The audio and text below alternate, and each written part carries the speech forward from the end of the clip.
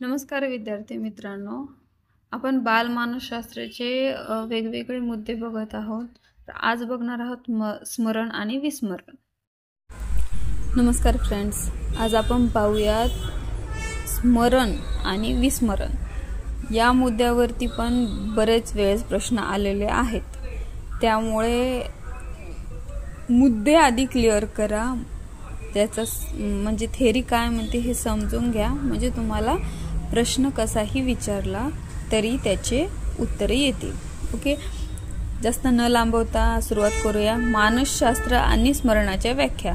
स्मरण आणि विस्मरण म्हणजे काय हे पाहूयात. त्यामध्ये आपल्याला आधी बरेच मानसशास्त्रज्ञांनी स्मरणाच्या वेगवेगळ्या व्याख्या केलेल्या आहेत, त्या पाहूयात.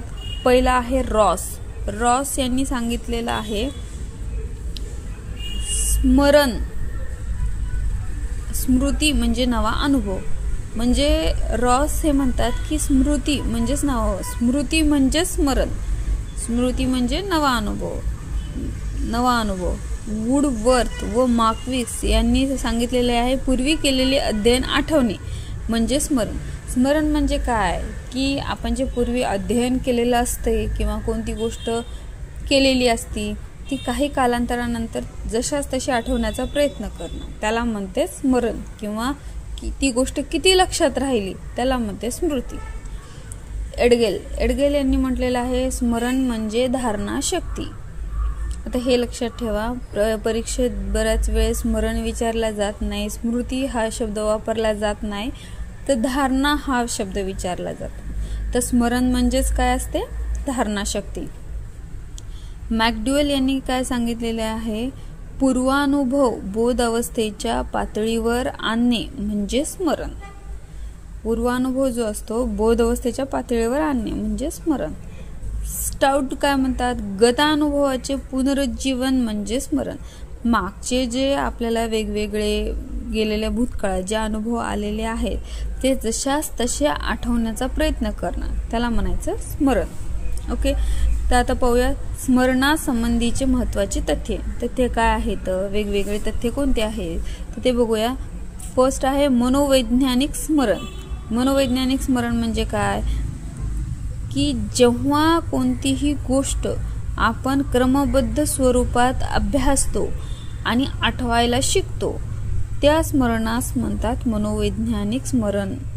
ओके, जेव्हा एखादी गोष्ट आपण केलेली आहे ती कोणत्या क्रमाने केलेली आहे, त्याचं कोणत्या क्रमाने केलेली आहे ते जेव्हा आपण आठवायला शिकतो ना त्याला म्हणायचं मनोवैज्ञानिक स्मरण. तर केव्हा तुम्हाला डायरी लिहायला सांगतात कुणी पण, म्हणजे आम्ही लहान होतो, शाळेमध्ये होतो तेव्हा आम्हाला सर सांगायचे की तुम्ही डायरी लिहायला सुरुवात करा. तर डायरीमध्ये काय करायचं की आपण दिवसभराच्या ज्या गोष्टी केलेल्या असतात त्या क्रमानं लिहून काढायच्या, म्हणजे त्याला म्हणायचं त्या क्रमबद्ध स्वरूपात आपण तो क्रम आठवून तो क्रम लिहितो, त्याला म्हणायचं मनोवैज्ञानिक स्मरण. त्यानं काय होतं माहिती आहे का, एक सायंटिफिक कारण पण आहे. अशा जर गोष्टी आपण आठवायला सुरुवात केली तर आपली स्मृती वाढते आणि क्रमबद्ध पद्धतीने जेव्हा आपण आठवायला सुरुवात करतो ना तेव्हा आपलं अवधान क्षमताही वाढते आणि स्मृतीही वाढते, स्मरणशक्ती पण वाढते. दुसरा आहे अनुभवाचे स्वरूप.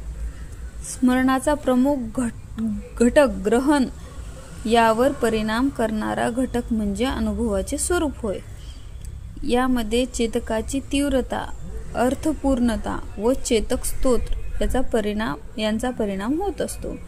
म्हणजे स्मरणाचा प्रमुख घटक ग्रहण म्हणजे एखादा अनुभव आपण जर घेतला, जसं म्हणतात एक्सपेरिमेंट करणं, एक्सपेरिमेंट थ्रू काय करतात, एखादा अनुभव आपल्याला देतात आणि तो अनुभव आपल्या किती तीव्र लक्षात राहिलेला आहे आणि किती काळ हा लक्षात राहतो आणि त्याचा आपल्यावर काय परिणाम होतो याला म्हणायचं अनुभवाचे स्वरूप.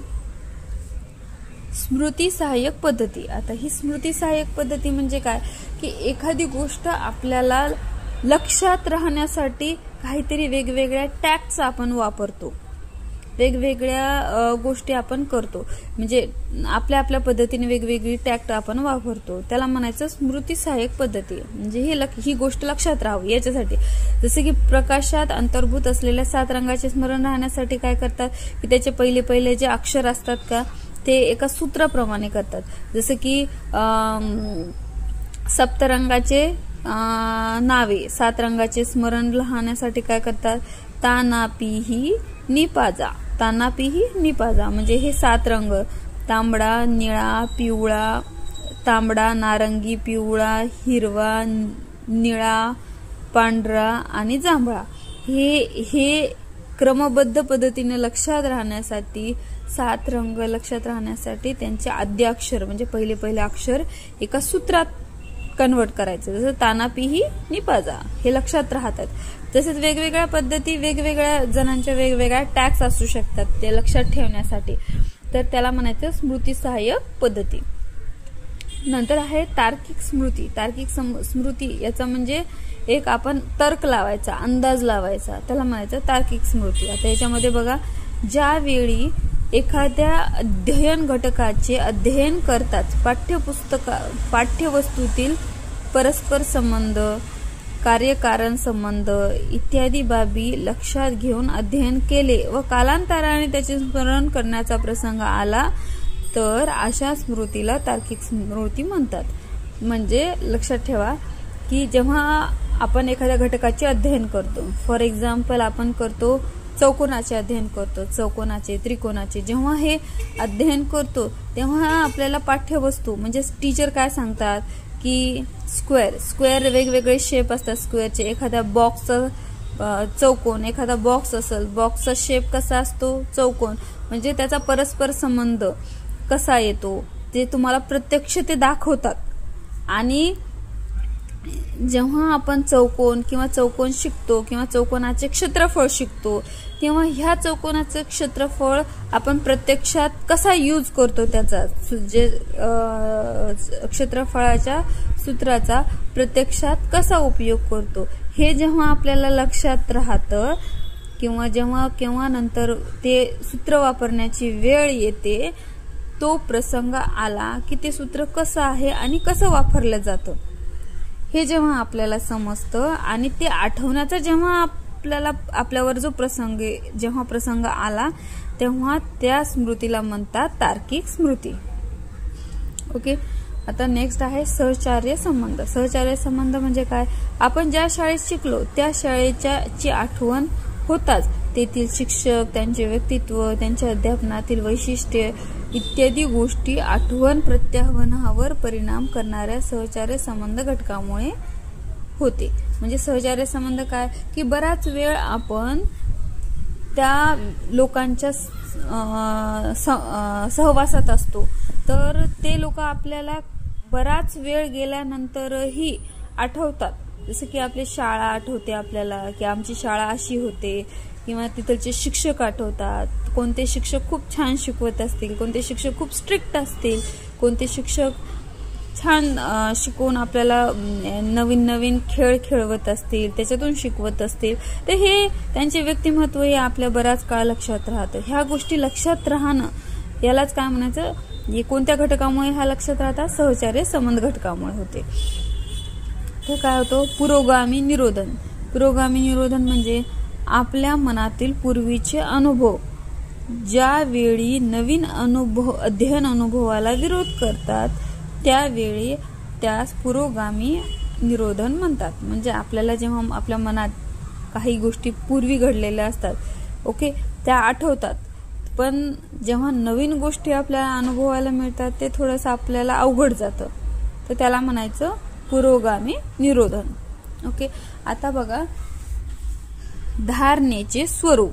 धारणेचे स्वरूप व पद्धती. धारणेच्या स्वरूप व पद्धती काय आहेत. धारणेचे प्रत्यावहन पद्धती असते. धारणा म्हणजेच स्मरण. स्मरण म्हणजेच मित्रांनो स्मृती,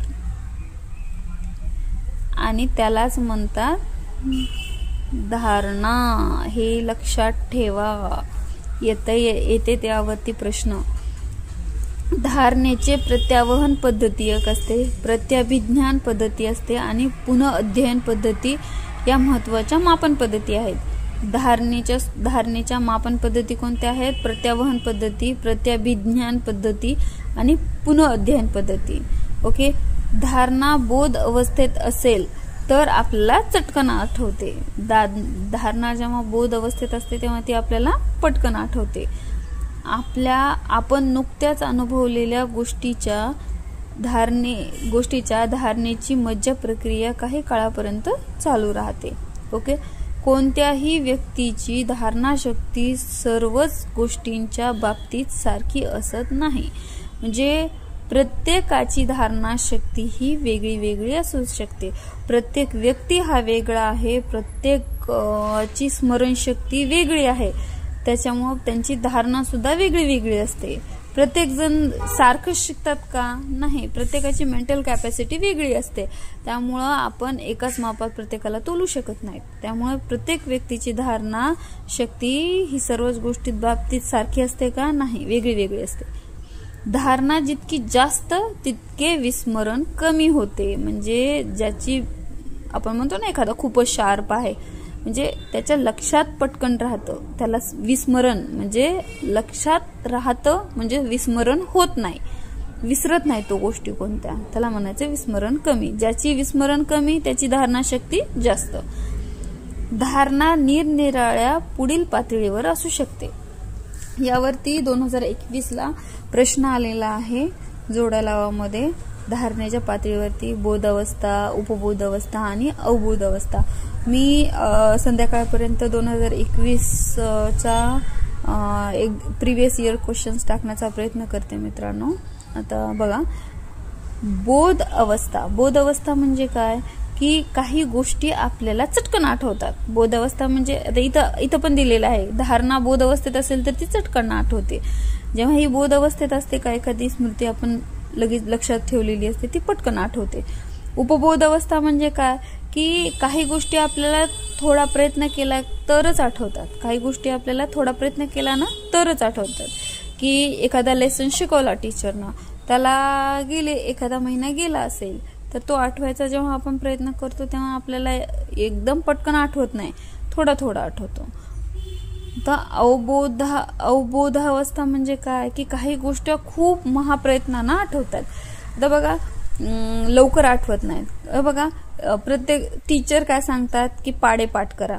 पाढे पाठ करताना काय होतं की आपल्याला 2 ते 10 पर्यंतचे पाढे लवकर पाठ होतात, म्हणजे त्या बोध अवस्थेत असतात। उपबोध अवस्था म्हणजे काय, 11 ते 20 पर्यंतचे जे पाढे असतात का ते आपल्याला थोडे थोडे प्रयत्न करून करून करून आठवतात। आणि अवबोध अवस्था म्हणजे काय की 21 ते 30 पर्यंतचे पाढे महात प्रयत्नानं आठवतात, म्हणजे ज्यांनी जर हे लिहू पाठ केलेले असतील तरच आठवतात, नाही तर आठवत नाही। ओके, तर हे एक्झाम्पल दिलेलं आहे मी माझ्या पद्धतीनं। तुम्हाला जसं लक्षात ठेवता येईल तसं ठेवा, कारण यावरती येतात प्रश्न। ओके, विस्मरण प्रक्रियेचे स्वरूप कसे असते? ते एखादी गोष्ट, माहिती, तथ्य विसरून जाणे यास विस्मरण म्हणतात। ओके, अभ्यासानंतर मध्यांतरामध्ये अनेक गोष्टी केल्यावर विस्मरण होते। होते, काही गोष्टी अभ्यासानंतर मध्ये करतो, काही अभ्यासाला बसले की काही असतात मुलं इथून उठ दुसरीकडे जा, चालत फिरत अभ्यास करते, त्यांच्या ते लक्षात राहत नाही पटकन, ते लवकर विस्मरण होतं त्याचं। जाणीवपूर्वक दमन केल्यास विस्मरण होते।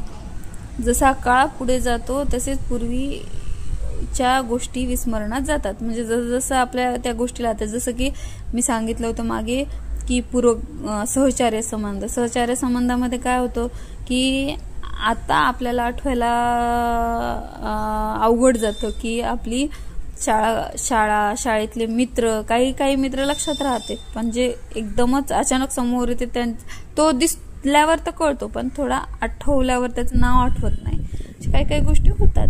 तर पठणानंतर ज्या क्रिया घडतात त्याच्या विस्मरणावर परिणाम होतो। झोप, दमन तसेच अनुभव यांचा उपयोग न करणे यामुळे स्मरण होते। पुरोगामी व प्रतिगामी निरोधन हे विस्मरणाचे कारण आहे। ओके मित्रांनो, हे लक्षात आलं असेल तुमच्या। आता बघूयात विस्मरण प्रक्रियेचे वैशिष्ट्ये। प्रक्रियेचे वैशिष्ट्य काय? ज्या गोष्टीचे संस्करण झालेले नसते त्यांचे विस्मरण होते. ओके, विस्मरण होणे म्हणजे धारणेचा अभाव. विस्मरण कशामुळे होते? की ज्यांची धारणाशक्ती कमी असते तेव्हा ते विस्मरण होते. ज्याची धारणाशक्ती जास्त त्याचं विस्मरण कमी होते. शारीरिक व मानसिक स्वास्थ्य चांगले नसताना शिकलेल्या गोष्टीची धारणा चांगली होत नाही आणि विस्मरण होते. जेव्हा एखादीची तब्येत खूप कमी असते किंवा आजारी असतो त्याला शाळेत पाठवूनही काय उपयोग नाही होत, कारण त्याच्यात ते शारीरिक आणि मानसिक पद्धतीने तो तयार नसतो की ती गोष्ट शिकण्यासाठी. त्यामुळे ते काय शिकवतात टीचर काहीच लक्षात राहत नाही. विस्मरण ही महत्वाची प्रक्रिया आहे. स्मरण चांगले राहण्यासाठी बऱ्याच गोष्टी विसरल्या पाहिजेत. ओके, हे विस्मरण प्रक्रियेचे वैशिष्ट्य आहेत. नेक्स्ट व्हिडिओमध्ये बघूयात अवधान. Okay, thank you.